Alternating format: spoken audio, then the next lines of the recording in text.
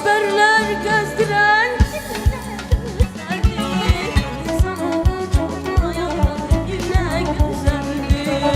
şak haberler gezdiren insanı kocatmayan yine güzeldir. Güzeldir, güzeldir, insanı kocatmayan yine güzeldir.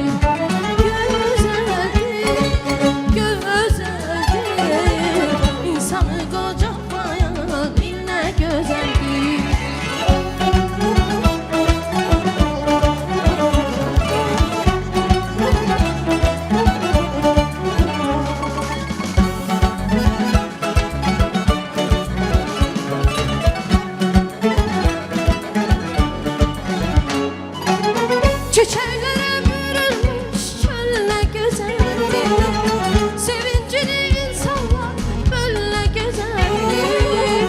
Çiçeklere bürünmüş şöyle güzeldir, sevincini insanlar böyle güzeldir.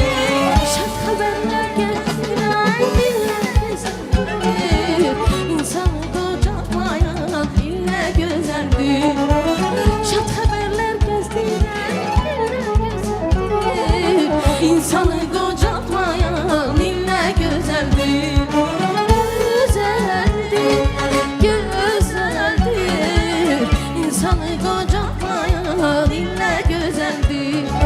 Güzeldir, güzeldir, insanı kocatmayan ille güzeldir.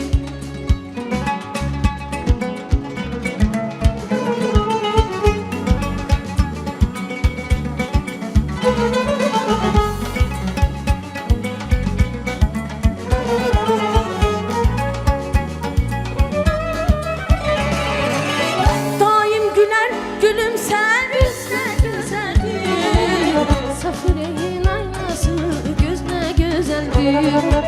Daim güler gülümser yüzle güzeldir, Safiye'nin tatmayan yüzle güzeldir.